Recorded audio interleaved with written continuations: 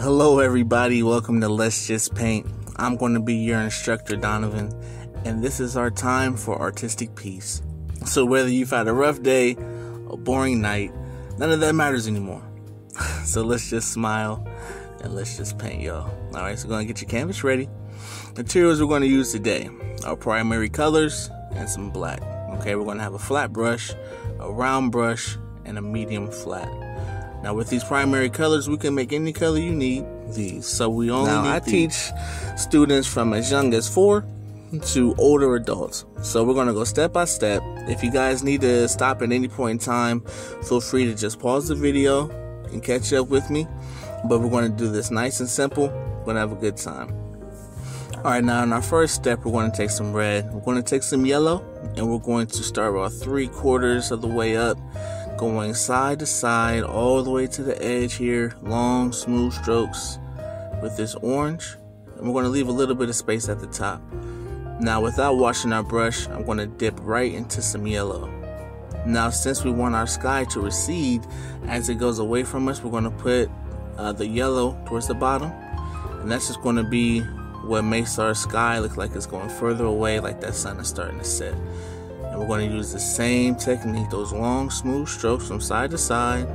Start bringing that up into the orange so that it blends nice and smoothly. That's why we don't want to wash our brush out, because that orange will start to come out of our brush, and that's what's going to help it start to blend nicely. Alright, we'll keep moving that yellow around there. Remember, if you get a little bit behind, feel free to pause. Alright, now I'm going to dip lightly into some yellow, and I'll show my brush here in just a second here. Alright, and now I'm going to just be real easy, come from the side. I'm just going to do one smooth stroke there and kind of let it fade out towards the middle. Now these are going to be kind of like some clouds, kind of like the sun rays shining through. And with acrylic, the more you work your brush back and forth, the more those colors blend with each other. So we don't want to do a whole lot of strokes with these. We're just going to do like maybe 1 or 2. Just trust your judgment. Place it around there. And then now we'll go ahead and wash our brush after we get it to how we like it. And we're going to create a purple color. Now with this purple, we want it to be more on the red side. Okay, because that red is going to blend in good with the orange because it contains red.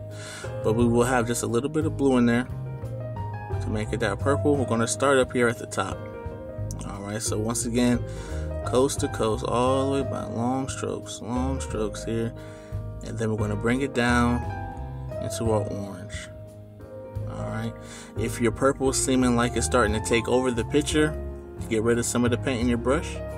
Alright, take a dry brush and then rub right across where you have a hard line at. Alright, so right along that orange, I'm going to just put some streaks of the purple in there. Notice how I slowed my brush down. I don't want that purple to take over, but I do want some of that purple to be present down towards the bottom of the sky there. That's going to create some distance and some texture as well. Alright, now after you get that purple how you like it, go ahead and go back to that orange yellowish color. Now we're going to create the reflection in our water here. Alright, so our water is going to reflect our sky, so we're going to lay down that yellowish orange there. Remember, long smooth strokes here. Long smooth strokes. From there, we're going to go into add some red to that, darken it up a little bit. And then we're going to add that towards this middle here. So let's go across with that. Bring that up into the orange. Long, smooth strokes. What these long strokes do is it allows it to blend a little easier for you. Because when you stop about halfway, you'll see those brush strokes, and some of you guys may have noticed that a little bit. I'm going to dip right into some yellow, and I'm just going to drag the tip of my brush similar to how I did those clouds. This is going to be kind of like the ripples in the water here. So we're going to have that yellow reflect nicely towards the shoreline there. I'm going to take that all around. Next we're going to go back into our purple color there. We're going to do the same thing. Long, smooth strokes, of course. See how easy this is, guys? Coast to coast here. Go ahead and let that blend in a little bit. Then we're going to stand that brush up tall. Go ahead and get some of those ripple waves going through. Now, as things get closer to us, they're going to get darker and more detailed. Alright, so towards the end of this picture, I'll start adding some of those darker tones in the water that are closer to us. Next up, we're going to create our land finally here. So what I did is I added some of that purple color into our orange because we want this to kind of recede a little bit. So we don't want that purple to be super strong. We're going to start with kind of like some hills, kind of mountain shapes. I'm using the tip of my brush here, nice and flat, using the flatness of the flat brush, letting it rock back and forth to create that jagged top.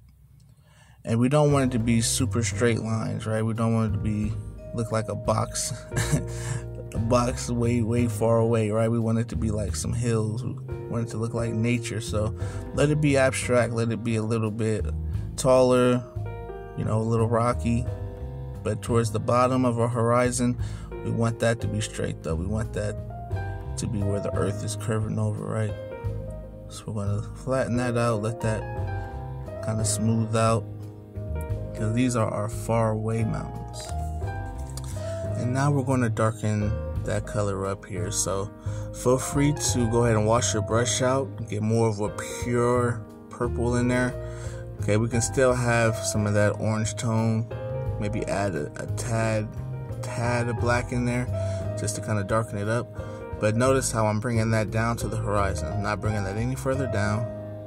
Alright, still keeping it jagged towards the top. There you go.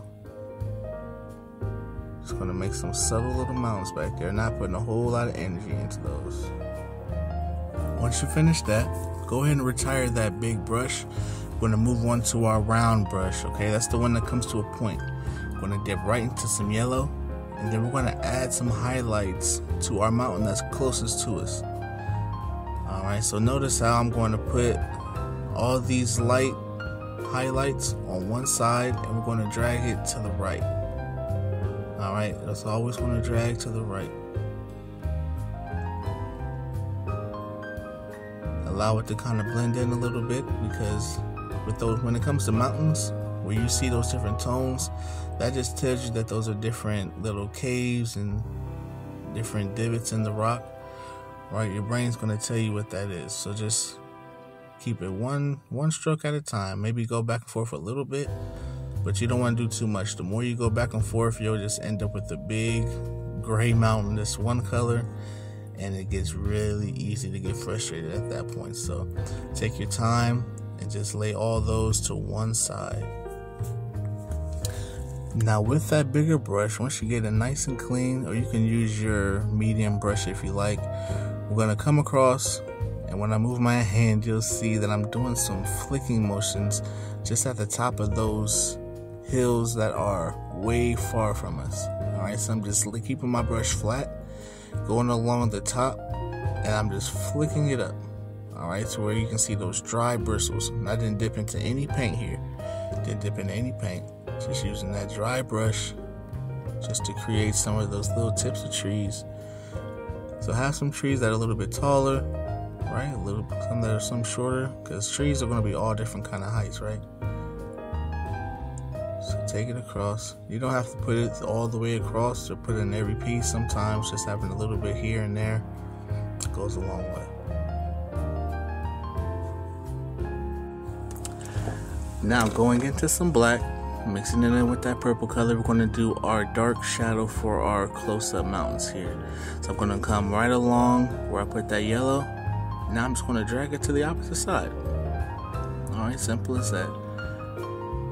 Just going to add these back shoulders to wherever we put some yellow at. Just going to drag it the opposite way.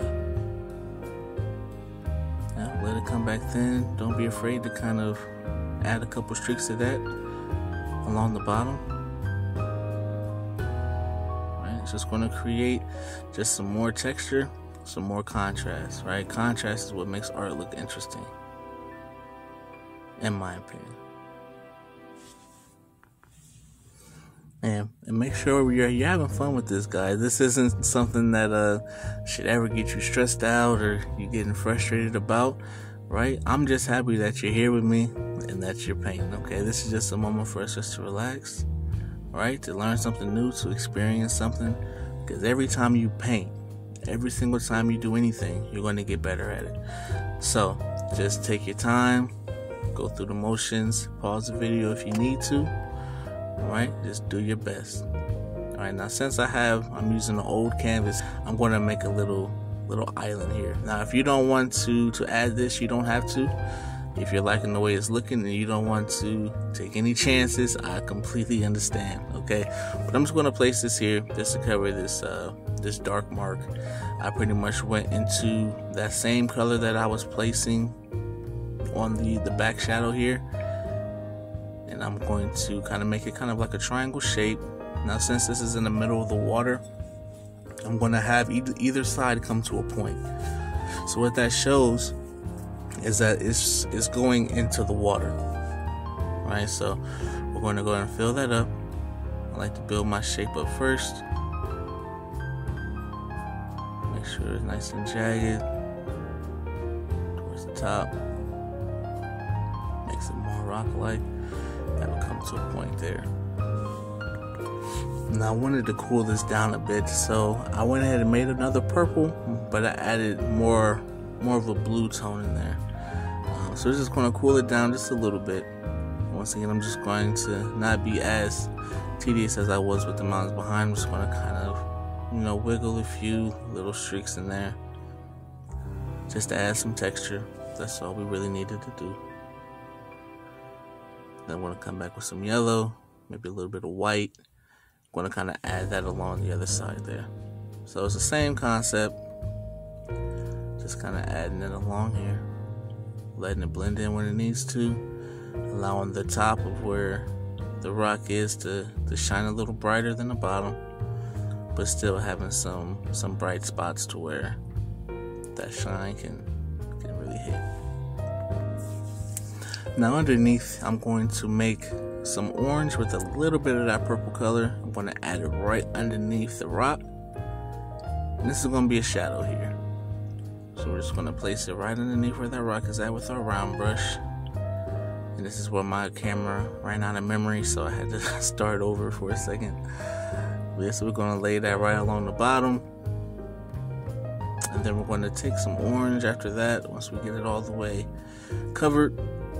If your water is pretty dry, which I would assume it is at this point, just make a little bit more orange, and then just take it right to the bottom of that purple, just like that there, and you'll see it start to blend in. So that's what I really love about acrylic, is that it's very forgiving. When it dries, it pretty much turns to kind of like a plastic, so you can paint over it very easily, but they also mix very well when it's wet, right? So once you get a feel for how that paint works, you can really do a lot. So now at this point, I'm really just covering up some of these marks that I had on my canvas. So I'm dipping right into my yellow with my round brush, kind of adding a couple layers of shine to cover up those little things. Yeah, because I just all throughout the week, so every once in a while I'll have a canvas that gets some paint spilled on it, or I use it for an example. So I just have random spare canvases just laying around everywhere. So I'm happy to find some use for some of these things. So yeah, I like to encourage people. For a while I would go without painting because I would say, well, I don't have any canvases, but you can paint on anything, right? You can paint on wood, you can paint on poster board, you can paint on paper, you can paint on whatever you want. All right, I painted on the back of cabinets. Anything. So of course, the more you paint, the better you'll get. So we're just going to kind of zoom in around here. Take a look at what you did here. Alright, now no matter how your painting turned out, I want you to know that, man, I am so proud of you just for giving it a go. Alright, just for doing this video here, taking your time out your day, right? We live in a world where you could be doing just about anything right now, but you chose to take this time with me, and I appreciate that, So congratulations to you. I appreciate you guys, and I hope that you have a wonderful day, and I'll see you guys soon. Peace.